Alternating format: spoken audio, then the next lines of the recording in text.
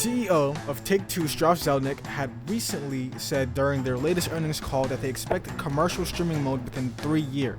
Apparently, Take-Two believes that in the very near future, consumers won't even need a premium gaming console such as the PlayStation or Xbox to play a game like GTA 6. But what exactly does that mean? And how do they plan to achieve it? Well, the first question is pretty simple to answer: cloud streaming. But how they plan to achieve it gets a bit messy. Despite that, we're already seeing the pieces being put together right under our noses. And it all comes back to this damn Netflix exclusive. GTA 6 is undoubtedly the most anticipated video game of all time, and yet at the same time its release has been a bit of a controversial one. With Rockstar announcing the release of the game, the price was also revealed: $80 for the base game and $100 for the Ultimate Edition. For those who may be unaware, the reveal of the price of GTA 6 was something the entire industry was waiting on, from consumers to executives, because their decision on what to price this game will inevitably send ripples throughout the entire industry. The desire for a brand new GTA game is so far through the roof that it was really a given Rockstar and Take-Two would find unprecedented ways to squeeze a couple extra dollars out of us. And evidently, their method was so sly that pre-orders exceeded their expectations. Are they pre-ordering the $99.99 one or the $79.99 Both. one? Both. Okay. Yes. At equal.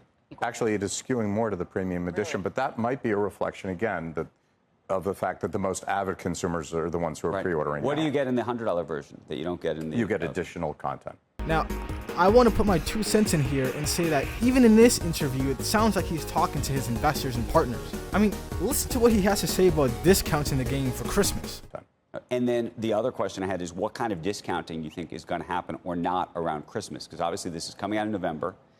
Is there a shift in pricing as people get closer to Christmas, or do you try to hold the price? How much of it is up to you versus retailers, et cetera? Well, we obviously establish our pricing. Right. And then storefronts can do what they wish. We don't have any ability to control that. So if they reduce the price, they're obviously reducing their margin on the sale. There are situations where certain retailers will price down to drive demand for other things that they sell, and I can't tell what will happen. I will tell you that we preserved our pricing on Grand Theft Auto 5 for a very long time, much longer than a standard release of an entertainment property. Reducing margin on the sale? Sir, I thought we were here to talk about the game itself, not the price and margins. And I'm sure they put the stock graph there for every CEO that they interviewed.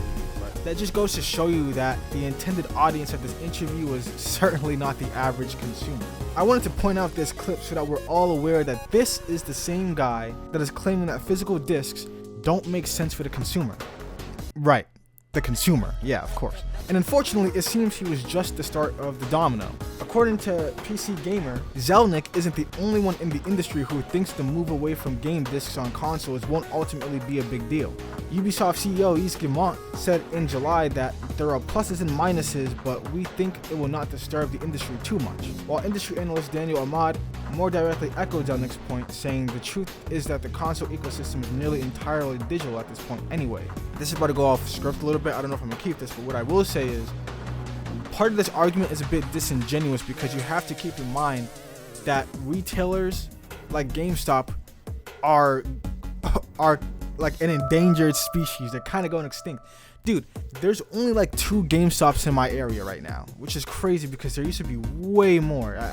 But I digress. Just going to say that part of the reason why people don't buy physical is because they don't have anywhere to buy these physical games. Okay? But aside from that, let's just ignore that as an entire argument, okay, and continue. Now, I don't bring these points up to say that these CEOs are evil, but you gotta understand that these takes are from the perspective of CEOs whose reality is to make as much money as possible for their company. Digital games are a huge plus for them, because with less discs comes less cost for manufacturing, and more importantly, no more used games, which really means no more games discounted from previous years.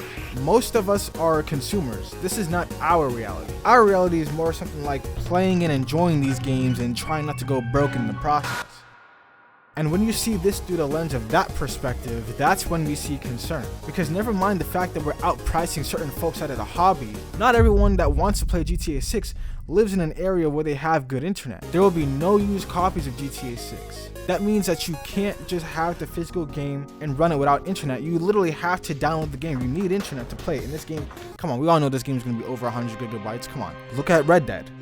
Didn't Red Dead come on 2 discs? That's probably why they didn't want to do discs for this game. Anyways, you won't be able to go into a GameStop or another local retailer in a couple years and get the game at a discount. You will be paying that $80 price tag. And that's even if those retailers will be selling the game without their discs. For an executive, this news is great, but for us, this warrants concern, because it's just the first step in revoking our freedom of choice as consumers. Well, GTA is still getting a physical. No.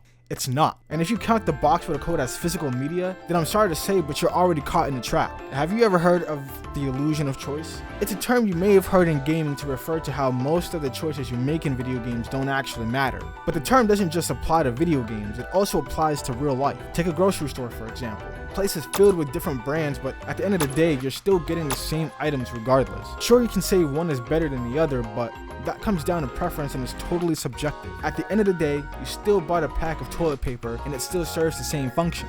This is a psychological tactic used to make you feel like you have more options than you actually do, and thus your decisions feel more important than they actually are. Now apply that to GTA 6. You have a digital edition, and then you have a physical, which is just a code for the digital. Do you see what I mean? You're still buying the game digitally, you've just added extra unnecessary steps in the process. If I'm being honest, this wouldn't even be that much of a problem if they were priced differently. Like maybe a discount on the physical since there won't be a disc, that would make more sense, but nope, it's still gonna be $80. We can even stretch this a little further to include the Ultimate Edition in this conversation. What do you get from this $100 Ultimate Edition anyway? You get a bunch of exclusive cars and weapons, which I mean, those in my opinion aren't the problem to me. I mean, $100 is still absurd for those, but custom items locked behind higher edition is nothing new. No, the real problem comes from what else they add. A mod shop, a salon, 2 mod shops, a salon, a tattoo parlor, and an illegal goods store. Stores. They've locked actual stores that are done and complete behind the Ultimate Edition. No actual DLC or post-launch content, just stuff they put aside from the actual game in order to squeeze that extra $20 out of it. And that 20 is important because if you think about it, $30 is kind of pushing it. That's like the price of a pretty good indie game at now time, like a full price indie game nowadays. You know what I'm talking about? But $20 in this economy, that's like the price of just like a really good lunch. It's not really something you would really miss, and they don't really have to upcharge their editions like Ubisoft with their $135 editions either, because once the online goes live, they'll have you hook, line, and sinker just like they did for GTA 5, which according to the official leaks, still makes an average of $1.3 million a day. Yeah, that's a day, 24 hours. Now, I think if Rockstar were an independent company, I'd understand a bit more because the revenue GTA and Red Dead would probably just go straight into GTA 6 development, but they aren't. They're owned by Take-Two, a company worth $46 billion that isn't just raking in money from Rockstar, but 2K as well. That means games like NBA, WWE, Borderlands, Civilization, Mafia, XCOM, even The Quarry have all contributed to the growing wealth of Take-Two Interactive, where then a literal fraction of that wealth can then be used to make this billion-dollar game. There was a possibility that they could have priced this game at like 60, 70 bucks. You know what I'm saying? And if they did, I can tell you right now that they would still make their money back tenfold. I can tell you that, especially when you consider GTA Online. I mean, Rockstar literally prints money with GTA 5. And if we just talk about the pre-orders alone, they've already made back their money, and some. I mean, you heard what the CEO just had to say. But back to the actual topic at hand, Netflix's exclusive trailer. Why even show the trailer on Netflix? What are the benefits of showing this trailer on Netflix, and more importantly, why should it worry you? To understand the answer, we'll start with the easier questions. Why show it on Netflix? The answer is pretty simple. Money. Netflix is a company that needs no introduction, but what might need an introduction is their gaming division. You may be aware that a few years ago, Netflix started dipping their toes in the gaming market. It was mainly just mobile games at the start, but the last year saw the beginning of a big pivot for the company that started with a restructuring of their internal studios, including the shutdown of Boss Fight Entertainment, the studio behind that Squid Game game. This pivot was meant to take their venture into gaming more serious, meaning less mobile games and more games like Dead Cells, the Oxenfree duology, and even Red Dead Redemption, the first one of course. And according to their latest earnings calls, this pivot has been working out for them expeditiously. According to co-CEO Greg Peters, we've been building some solid foundations, and now we're seeing exciting positive signals that help inform and give us increased conviction in our future growth and the nature of that growth here. So you mentioned the cloud-based strategy, those cloud-based TV games. We really see it working. FIFA and Unhinged became our two most successful cloud game debuts. Really solid numbers that put it in the top tier of game performance for us. Another big positive sign is that since last October, so 8 months ago, when we really sort of scaled up this cloud initiative, monthly active players for cloud games have increased 11x, and adoption is significantly ahead of that curve that we had for mobile games, with even higher retention value. So we're definitely excited about that and focused on scaling up cloud games. So it seems that not only is cloud gaming here to stay, but Netflix also plans to expand their cloud gaming service in the future. I'm sure you know where this is heading. On the same day of Take-Two's earnings call, they announced that GTA 6 will have an exclusive trailer on Netflix. Now I'm sure you gathered this by the fact that it's on Netflix, but this will not just be an ordinary trailer. In an interview with Jason Schreier, Strauss Zelnick agreed that you can think of this extended look similar to another show on Netflix entirely. Which is, I asked him, I said, okay, look, is there, I know you don't want to talk about the terms, but like, is there a benefit to Take-Two and Rockstar to being on Netflix beyond whatever financial terms you guys are getting? Like, is there an audience you're reaching there that might not otherwise be looking at gameplay of GTA 6?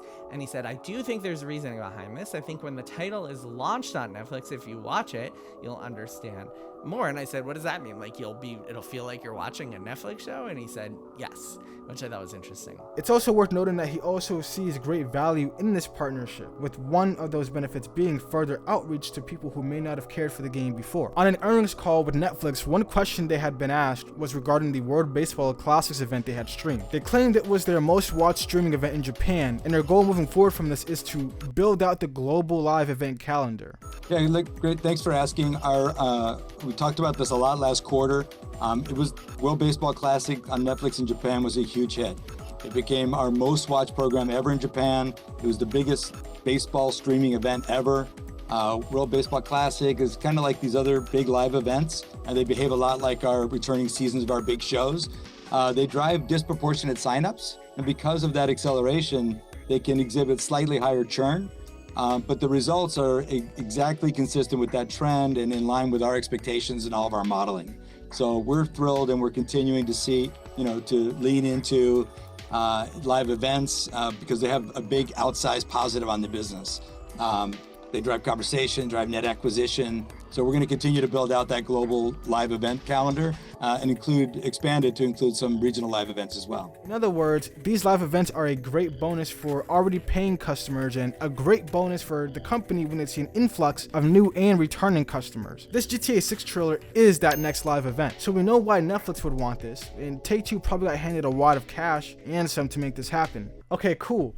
But then why should we be worried about this trailer? Well, I'm not necessarily worried about the event itself, but what could possibly follow it. Although I will say, I personally believe that if you're buying Netflix strictly to see this trailer, you probably lack self-respect and patience. Like, it's gonna be out in 6 hours, if that, because someone's gonna leak it regardless. If you already have Netflix, that's one thing. You already have Netflix, okay, you're taking advantage of a service you already own. But if you are strictly buying Netflix just to see a trailer or an exclusive look 6 hours early, I'm sorry to say, but I genuinely think that you don't respect yourself as a person. If you're like a content creator or it's your job to do this and you bought it to see the trailer, that's still one thing because you're getting a return on that by putting in work. But if you're just a consumer, like this CEO is talking about, the same consumer that spent $100 on GTA 6 already before seeing gameplay is now going to spend an extra money on a membership to see the gameplay for the game that they already bought.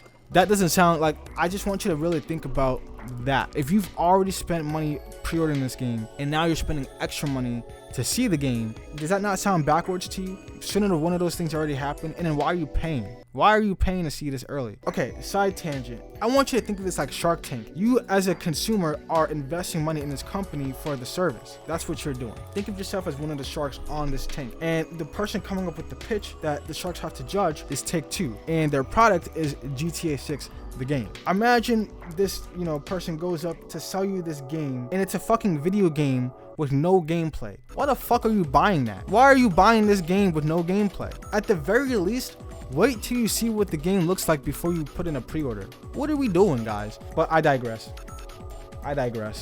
No one's gonna listen. Throughout this video, I've alluded to pieces of this puzzle that, when put together, reveal the potential future of the games industry. But to put it simply, we are heading more and more down a road where we won't own any of our media, and we will be happy. I know you've heard this term before.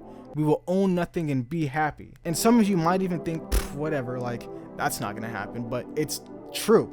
And if you don't believe me, I actually do have a bit of data to prove this trend. I mean, we can just look at this year alone. GTA 6 reveals pricing and the fact that they won't have physical discs. Little to no pushback, and pre-orders far exceed Take-Two's expectations.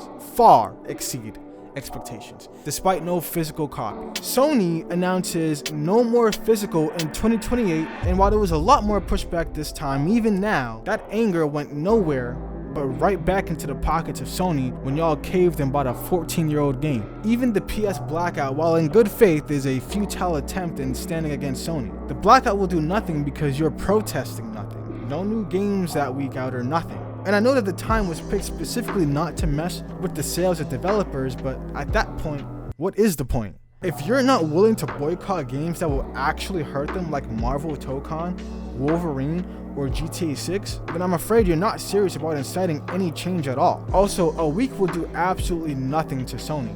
That's just 7 days out of the entire year. If you want to make a real difference, the blackout should be indefinite. The only problem with that is you'll find out really quickly just how many people are serious about it. But with that, I'll just leave it there. There's a lot more I can go on about, but I feel like this video is going to be long enough already. I just wanted to hit home the points that we are not heading towards the future that we, as consumers, should be excited about.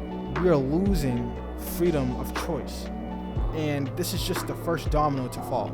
There's nothing we can do about it unless we actually incite change, like I've said. This boycott is a good step, but the way we're going about it is not going to work. You're not going to make a big difference in Sony's eyes because we're not doing anything. This protest is just nothing. To the eyes of Sony, it's like a kid throwing a tantrum. They'll get over it. They won't even remember this in a year or two. That's exactly what Sony's thinking. But if you want to prove them wrong, there are a couple ways we can do this now, and there's a way we can do this in the future. Right now, I don't really see anybody doing this, but if you really want to make a difference now, don't buy GTA 6, don't buy Wolverine, at least not for the first couple months. If you can hold out for at least a month after their release, I'd consider that a success. But I don't see anybody doing that. So I have a second idea. One that I feel like other people are kind of thinking of as well. Boycott the PlayStation 6. This PlayStation 6 doesn't even sound like a good console. There's going to be no discs, I'm assuming. I really feel like the disc and discless version of the PS5 was just a test run for the PS6. And I don't see the PS6 having a disc. I'm pretty sure Xbox's new console won't have a disc either. I'm pretty sure that's already rumored to be the case. And also, there was also a rumor, I don't think it's a rumor, but apparently Sony just patented a controller with no physical buttons. I don't really understand the point of that. I don't play mobile games because I don't like the idea of not pressing actual buttons. I don't like that. I don't like using a screen for buttons. That is to say that just because they patented it or trademarked it, I don't know which they did. Just because they did that doesn't mean that it will be the case for the PS6. But that's not even a conversation. I will say, that's not even the conversation we're having. The conversation is that if you really believe that physical discs matter, we cannot buy the PS6 because that is literally the antithesis of physical media. Anyways, that's all I have to say. Those are my 2 cents. I'm gonna get out of here because I have a lot more videos that I have to work on. But I'll see you guys in the future, whenever that'll be, hopefully next week. Adios. I still don't know how to do these outros, so that's what I